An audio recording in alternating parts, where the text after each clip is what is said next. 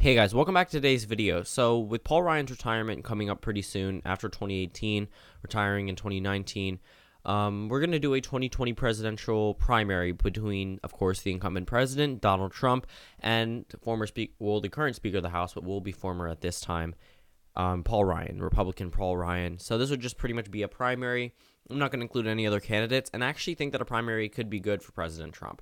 I think he definitely needs some GOP opposition, so that way it's not like the Republican Party just accepted Trump as their nominee and just brought them under, because that would be pretty bad for him to do so. I mean, the GOP would be labeled as the party of Trump, and if anything like Trump is doing right now, it will look negatively on the GOP, regardless of who's looking. I mean, if Donald Trump does something bad and he wins the presidential primary unanimously, there would be no backlash towards him that would be allowed to speak. I mean, there wouldn't be any candidate that could say, I'm here for those Republicans who don't want to necessarily go under our president, and I will have demands at the party's convention.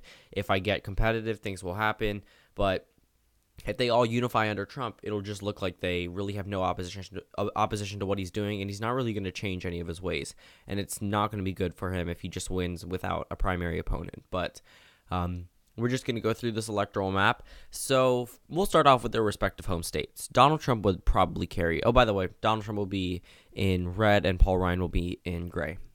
So Donald Trump would probably carry New York. I mean, that's pretty obvious. He'd do pretty well up there.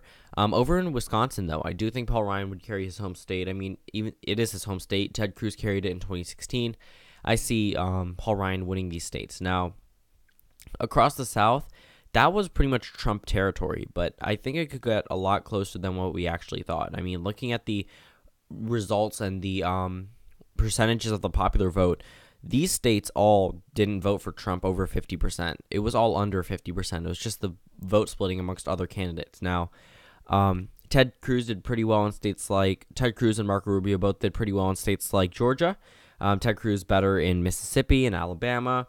The South really isn't solid for Donald Trump whatsoever. I mean, looking at the popular vote totals from 2016 in these states, it's not going to be super easy for him to win in a number of these states. So we're going to look at where the margins can be made up for Paul Ryan, because obviously he's going against an incumbent president. It's going to be a lot harder for him to do and a lot harder for him to get anywhere in the map. But we're going to go over to a state like Georgia. They've pretty much shown their firm opposition towards the president. I really think that Paul Ryan could do extremely well in Georgia. I think he would be able to overcome that 40% of Trump voters that landed him a victory there the first time and win with 55 to 60% of the vote. I think Paul Ryan would do pretty well, considering that Georgia is a very Mitt Romney type conservative state, and a lot of people are just ignoring it and just saying, oh, he won it in 2016, but there were 17 candidates. The vote splitting was crazy. I mean, if there was just one candidate, Donald Trump probably wouldn't have carried the South. And especially someone as strong as Paul Ryan, I don't see Donald Trump carrying the South against him in a Republican primary. Same thing in Alabama. I see Alabama going for Paul Ryan, and I see Mississippi going the same way for Paul Ryan. Over in South Carolina, I also think Paul Ryan would do pretty well in South Carolina. I think it would be pretty easy for him to do so. North Carolina was extremely close in 2016. I see that going for Paul Ryan. He's an extremely strong Republican presidential candidate, and I really think that he could take this incumbent or give him a run for his money.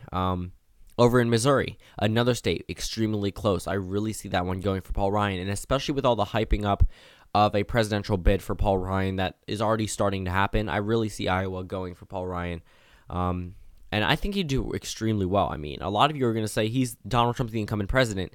He's only approved by around a high 60% of Republicans, and that doesn't mean they're going to vote for him. If Paul Ryan comes out, he would definitely have it would definitely be something Donald Trump needs to worry about. Over in Ohio, I see that one going for Paul Ryan as well. I mean, Donald Trump didn't even carry the state.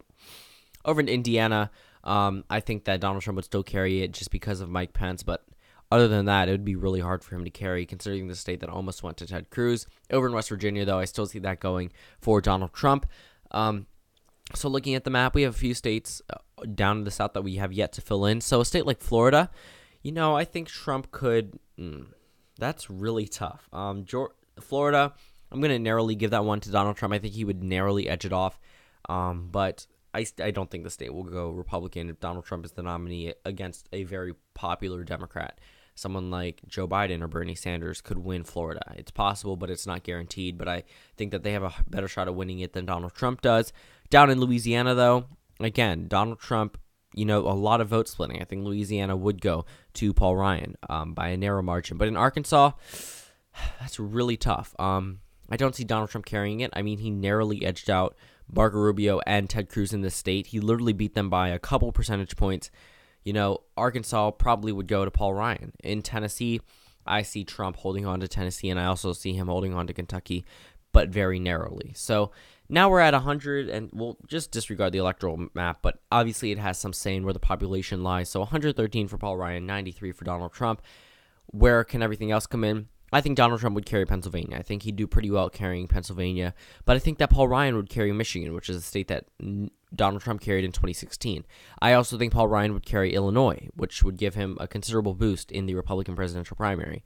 But I think pretty much up across the Northeast, even though they have a lot of moderate Republican states like Massachusetts or my home state of Maryland, I still see Donald Trump carrying it and pulling it off. Over in New Hampshire, though, I see that one easily going to Paul Ryan, and I also see Maine going to Paul Ryan. Over in Virginia, that's a pretty close state. I see Paul Ryan holding off and bringing over Virginia to his column. And especially in Minnesota, we have another state in the Rust Belt, goes to Paul Ryan. I see Paul Ryan carrying that state. So now we're about halfway through the United States, and we're going to fill in the rest now. So Paul Ryan would carry Texas. I also think he would carry Oklahoma.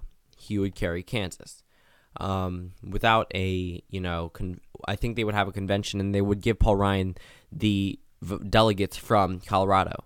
But now we're going to start seeing, why did I call these states? I mean, Ted Cruz carried them pretty handedly, and I really think that Paul Ryan is very similar to Ted Cruz. Donald Trump is not closer to Ted Cruz than Paul Ryan, and Paul Ryan has more of a moderate appeal and could definitely bring over a number of these voters. But in Nebraska, I see a Trump victory. Even though Ted Cruz was poised to win there before he dropped out, I still see a Trump victory. North Dakota, I don't think they didn't really have a say in 2016, but I think that it would go to Donald Trump. Over in Montana, though, that one handedly went to Donald Trump, but that was only because we were so late in the game.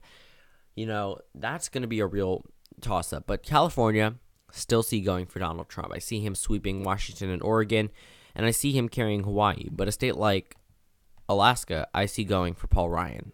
I see Paul Ryan carrying Utah. I see him carrying Wyoming and Idaho, and this puts it extremely close. So now, where can Trump win? Well, he can win in New Mexico. I think he'll do mildly well there. He can win in Nevada. He'll do pretty well there. I mean, Paul Ryan could have a little bit more of a say there, but could go to Donald Trump. But up in Montana, they've shown opposition. After what we saw in the 2017 special election, they've shown opposition to the president. His approval rating isn't so high in Montana at this moment. I see Montana going to Paul Ryan. But the final state that we're going to call the state of Arizona, I see going to Donald Trump. So Donald Trump narrowly edges out Paul Ryan in a Republican primary. This would go into a contested convention where I think they would eventually choose Trump as their nominee. But just goes to show how influential Republicans definitely could have a shot at winning the Republican nomination against Donald Trump. So thank you guys for watching this video, and I'll see you all later today.